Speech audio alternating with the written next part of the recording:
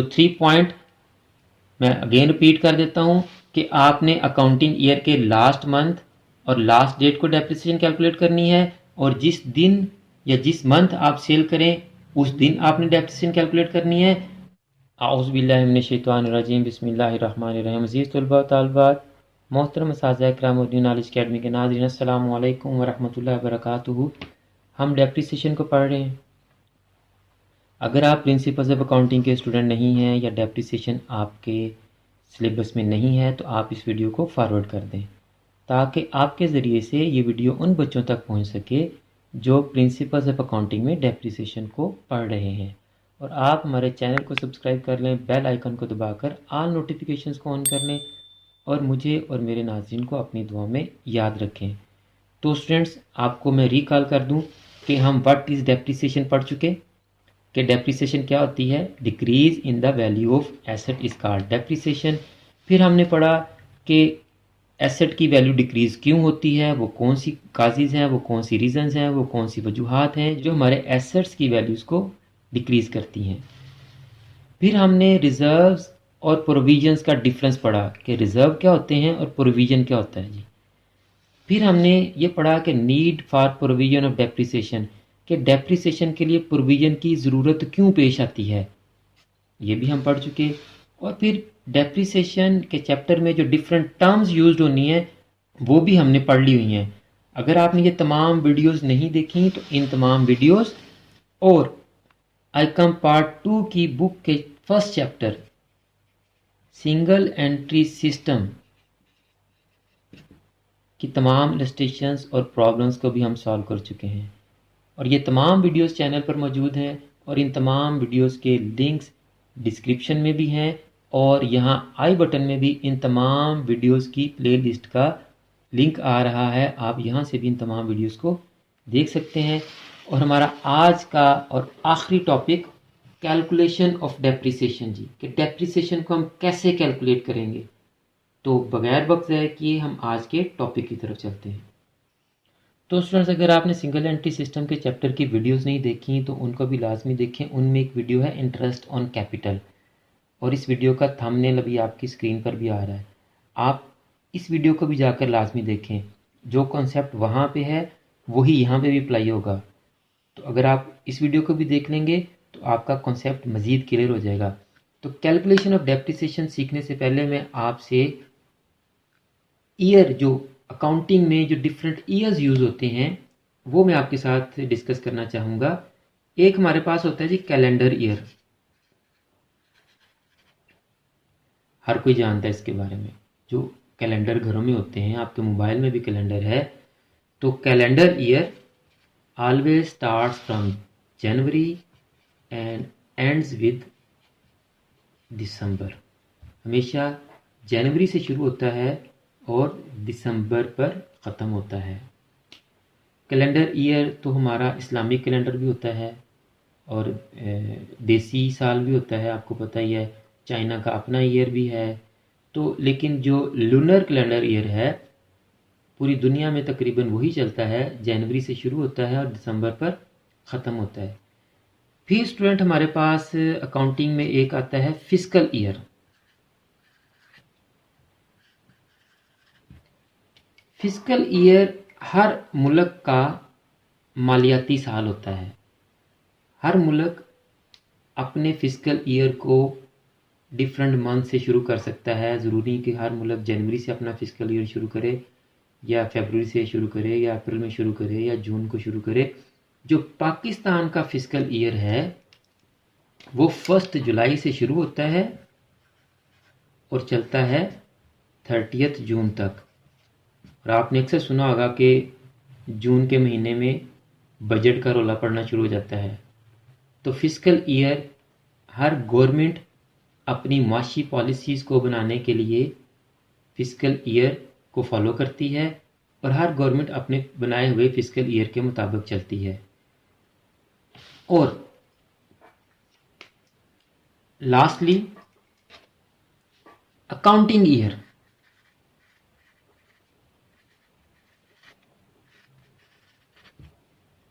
Accounting year हर कारोबार, हर फर्म, हर कंपनी, हर इदारे का अपना अकाउंटिंग ईयर होता है। बाज़ बिजनेसेस के अकाउंटिंग ईयर जनवरी टू दिसंबर चलते हैं। बाज़ बिजनेसेस के जो ईयर हैं वो अप्रैल टू मार्च तक चलते हैं। बाज़ बिजनेसेस के accounting year July to June तक चलते हैं जी। तो इसमें कोई हार्ड एंड फास्ट रूल नहीं है कि आप कौन सा जो है वो अकाउंटिंग ईयर अपना रखेंगे, यानी कब शुरू करेंगे और कब ख़त्म करेंगे। लेकिन एक चीज़ आप नोट करें, चाहे आपका कैलेंडर ईयर है, चाहे आपका फिस्कल ईयर है, चाहे आपका अकाउंटिंग ईयर है, इन तमाम में आपके मंथ्स जो हैं वो 12 ही हैं, 12 महीने हैं। अंडरस्टैंड। अब चलते हैं हम अपने कैलकुलेशन ऑफ डेप्रिसिएशन की तरफ। तो स्टूडेंट्स, सीधा सा असूल है कि जब भी आपको डेप्रिसिएशन रेट दिया जाएगा, मैं यहाँ 10% ले रहा हूँ, और जो एसेट जिस पर हमने डेप्रिसिएशन कैलकुलेट करनी है इस एग्जांपल में, उसकी जो वैल्यू है वो मैं 10,000 ले रहा हूँ और 10% उसके ऊपर डेप्रिसिएशन ले रहा हूँ। अब आपके बिजनेस का अकाउंटिंग ईयर जो मर्जी है, आपने सिर्फ ये देखना है कि जब जिस दिन हम किसी भी एसेट पर डेप्रिसिएशन कैलकुलेट करने लगे हैं, उस दिन से पहले एसेट कितने मंथ, कितने डेज यूज हुआ है, बिजनेस में पड़ा हुआ है, यूज नहीं हुआ, फिर भी उसकी डेप्रिसिएशन कैलकुलेट करेंगे। एग्जाम्पल के तौर पर मैं 2-3 डिफरेंट सिनेरियो आपके सामने रख लेता हूं, और फर्ज ये कर लेते हैं कि हमारा अकाउंटिंग ईयर जनवरी से शुरू होता है और दिसंबर पे ख़त्म होता है जी। Got it students. अब जनवरी, फरवरी, तो लिए स्टूडेंट्स मैंने 12 मंथ्स जो हैं वो राइट डाउन कर लिए हैं। एक बात ध्यान में रखें, आपका जो भी अकाउंटिंग ईयर है, जनवरी टू दिसंबर है, अप्रैल टू मार्च है,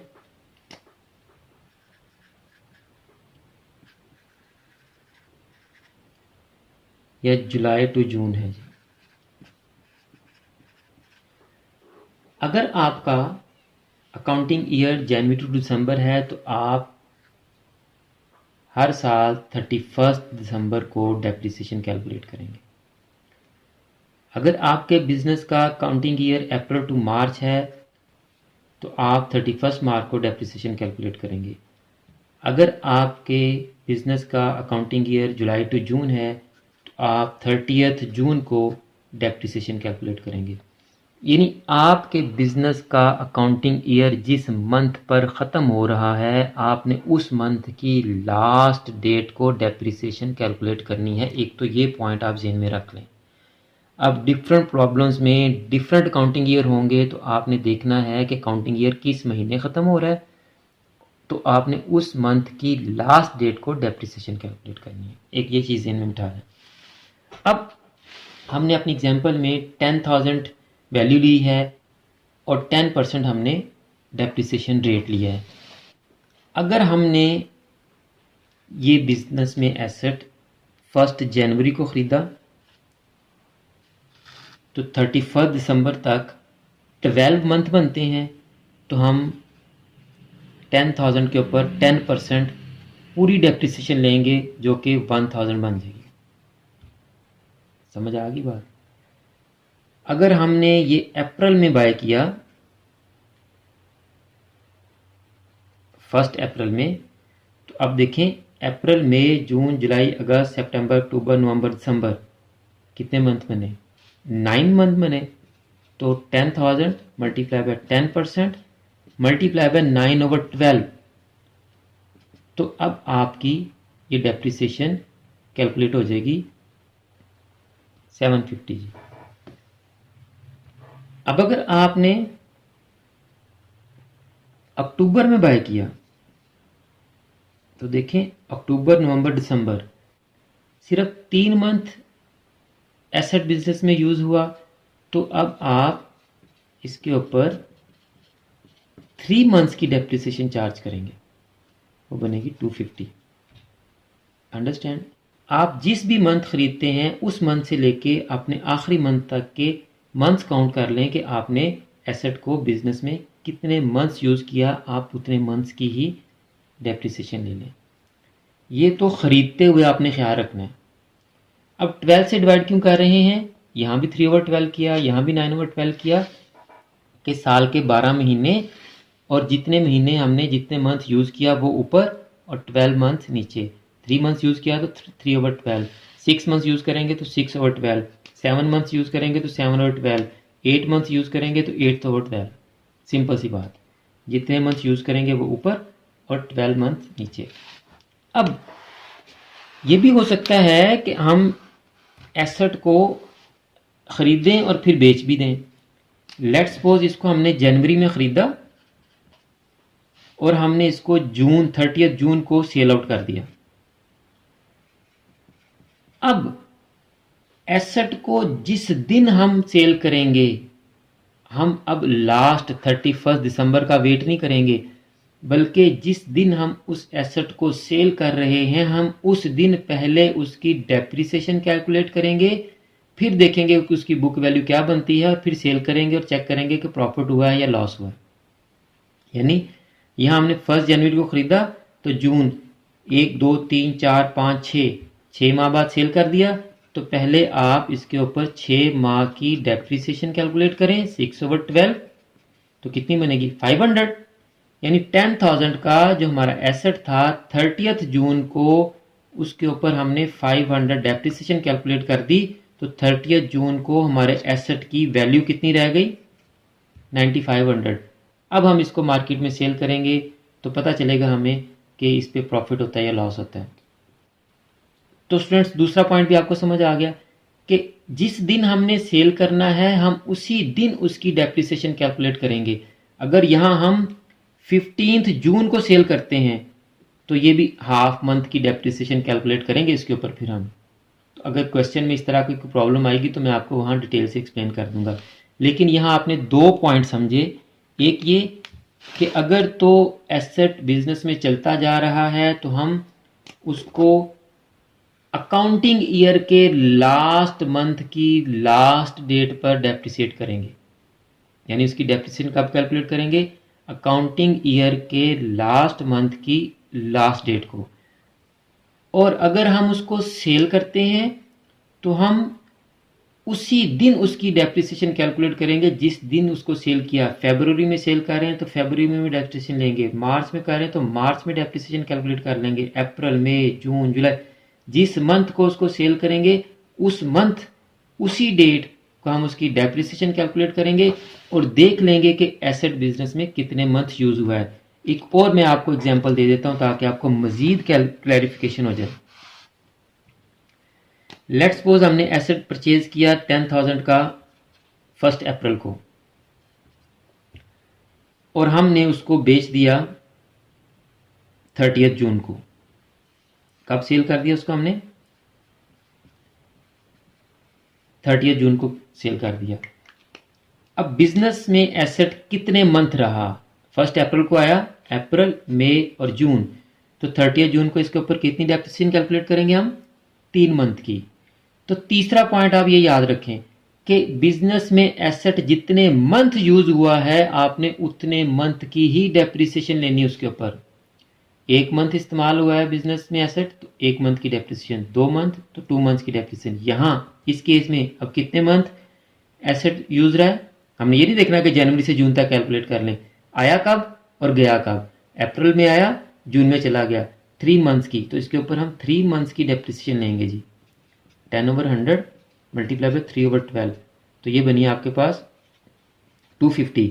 यानी 30 जून को आपका जो एसेट है वो 9750 का रह गया है। उसकी बुक वैल्यू क्या है?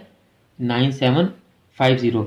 तो 3 पॉइंट मैं अगेन रिपीट कर देता हूं कि आपने अकाउंटिंग ईयर के लास्ट मंथ और लास्ट डेट को डेप्रिसिएशन कैलकुलेट करनी है और जिस दिन या जिस मंथ आप सेल करें उस दिन आपने डेप्रिसिएशन कैलकुलेट करनी है और तीसरे नंबर पे आपने ये देख लेना है कि आपका एसेट बिजनेस में कितने मंथ्स यूज हुआ है या कितने डेज हमने उसको अपने बिजनेस में यूज किया है। आपने उतने मंथ्स और उतने डेज की डेप्रिसिएशन उस पर ले लेनी है। तो स्टूडेंट्स, मुझे उम्मीद है कि आपको डेप्रिसिएशन की कैलकुलेशन बड़ी अच्छी तरह समझ आ गई होगी। अगर आपको आज की वीडियो अच्छी लगी है और आपको कुछ सीखने को मिला है तो आप इस वीडियो को लाइक लाजमी करें और आप इस वीडियो को और चैनल की दूसरी वीडियोस को अपने क्लास फेलोज़ और फ्रेंड्स के साथ भी लाजमी शेयर करें, ताकि जिस तरह आप इन वीडियोस से कुछ सीख रहे हैं आपके क्लास फेलोज़ और फ्रेंड्स भी सीख सकें। अगर आपने अभी तक चैनल को सब्सक्राइब नहीं किया तो चैनल को सब्सक्राइब कर लें, बेल आइकन को दबाकर ऑल नोटिफिकेशंस को ऑन कर लें, ताकि नेक्स्ट जितनी भी वीडियोस हम आपके लिए बनाएं वो आपके पास बराह रास्त और बर वक्त पहुँच सकें। और वीडियोस देखकर आप उनके ऊपर कमेंट लाजमी किया करें। इससे हमें पता चलता है कि आपको कुछ समझ आ रही है या नहीं आ रही है। अगर आपको अच्छी तरह समझ आ रही है तो ये हमारे लिए एप्रिसिएशन होती है और हम मज़ीद मेहनत से आपके लिए वीडियो बनाते हैं। आखिर में मेरी दुआ है कि अल्लाह ताला मेरे तमाम स्टूडेंट्स को, मेरे तमाम नाज़रीन को और पूरी उम्मत मुस्लिमा को दीन दुनिया के तमाम इम्तिहानात में कामयाब करे और हम सबका ख़ात्मा बिल ईमान फरमाए। मुझे भी अपनी दुआ में याद रखा करें। अगली वीडियो तक के लिए फ़ी अमानिल्लाह।